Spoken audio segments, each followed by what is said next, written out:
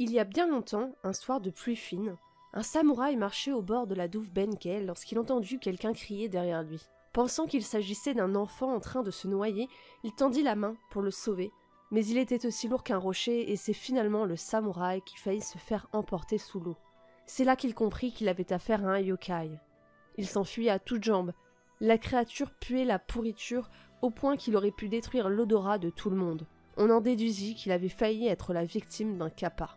On l'appelle également Kawataro, le gosse de la rivière. On dit qu'il entraîne les femmes, les enfants, les veaux et les chevaux. Une fois ses victimes au fond de l'eau, il leur retire les entrailles avant de les dévorer. Dans certaines légendes, il est connu pour saccager les champs et voler des concombres. C'est pour cela que les paysans préfèrent lui vouer un culte et lui faire des offrandes. Certaines anecdotes racontent que pour dénicher un kappa, il suffit de montrer son derrière à la rivière et qu'un kappa sortira de l'eau. Mais attention, puisque ça paraît être la meilleure façon pour vous faire dévorer. Kappa dans le folklore japonais. Les kappas sont des tortues anthropomorphes qui habitent les rivières et les ruisseaux du Japon. Généralement de la taille et la forme d'un enfant humain, il est physiquement plus fort qu'un homme adulte.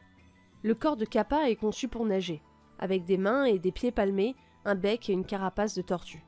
Sa peau est élastique et imperméable, ce qui lui permet d'aller très vite. Il est connu pour puer le poisson, une odeur nauséabonde qui se dégage de sa peau et du gaz qu'il relâche de ses 3 anus. La plus grosse distinction, c'est un rond en forme de plat qu'il a sur la tête. Remplie d'eau constamment, elle est la source de leur puissance et doit toujours rester pleine. Si l'eau est renversée ou asséchée, Kappa ne pourra plus bouger et pourra même décéder.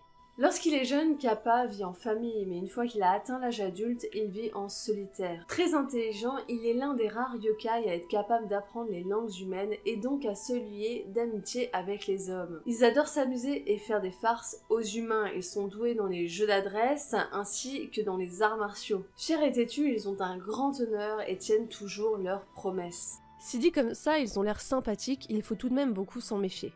Oui, car les concombres et les entrailles humaines sont leurs 2 repas préférés.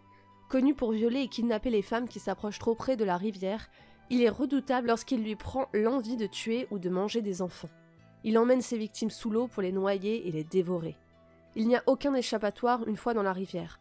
Cependant, il est possible d'en échapper lorsque vous êtes à terre. Le kappa est si poli que si vous le saluez à la japonaise, il se sentira obligé de vous rendre ce salut. En se baissant, il videra sa coupole et se retrouvera immobilisé. Une fois vaincu, Kappa vous jurera fidélité. Les kappas sont vénérés dans la religion Shinto comme un protecteur et un petit dieu de l'eau. Certains humains leur font des offrandes de concombres pour qu'ils ne mangent pas leurs enfants. En remerciement, le yokai aide le paysan à irriguer les champs. Kappa dans la pop culture. Kappa est l'un des yokai les plus connus au Japon. Il apparaît dans des centaines d'œuvres, que ce soit Pokémon, Dofus, Yokai Watch, ou même encore le voyage de Chihiro dans lequel il apparaît sous forme de statue. En bref, impossible pour moi de tous vous les citer, mais on va essayer de vous donner quelques ressources. J'aimerais m'arrêter cependant sur Amiral dans Animal Crossing qui est un kappa aux allures de marin, nous menant dans notre village dans certains opus. Présent dans toutes les versions du jeu, il est un personnage secondaire que l'on ne voit que quelques fois mais qui est pourtant très apprécié des fans. En 2018, c'est dans Les Animaux Fantastiques 2 que Kappa est mis à l'honneur. Quel plaisir que de voir un yokai apparaître dans un film qui prend racine dans l'univers d'Harry Potter. On ne le voit qu'un court instant lorsqu'on découvre que le cirque Arcanus possède un kappa comme attraction. Considéré comme une créature dangereuse, des cours sont donnés pour apprendre à s'en débarrasser. Cela montre à quel point le kappa est reconnu même à l'étranger. Durant sa quête du One Piece, Luffy et Zoro rencontrent un samouraï du pays des Wa appelé Kawamatsu. Il ressemble en tout point au kappa, excepté sa taille, puisqu'il mesure plus de 2,70 m, tandis que le yokai ne dépasse que rarement le mètre. Tout comme les kappas, il aime pratiquer le sumo. Certaines œuvres de la pop culture ont comme objet et sujet principal le kappa, comme l'anime bien connu Kappa no Keikata. Cependant, je préfère m'attarder sur l'anime un peu moins connu qui est sorti il y a moins longtemps, qui s'appelle Un été avec Ko. Alors que Koichi rentre de l'école, il trouve un fossile des plus étranges. Quelques secondes après l'avoir lavé, il s'avère que celui-ci s'anime et devient un kappa. Nous allons alors suivre une amitié entre un kappa et un humain, ainsi que les péripéties qu'ils vont rencontrer. On a également l'anime Inazuma 11 qui consacre son 100e épisode à ce yokai si connu du folklore japonais.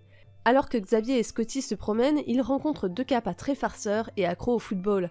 Après un défi lancé par les créatures, nos 2 amis perdront le match, 17-1. Et seront contraints de dormir dans la forêt après avoir joué pendant une éternité. À leur retour, le temps ne se sera pas écoulé comme prévu, sans doute l'un des pouvoirs des kappas.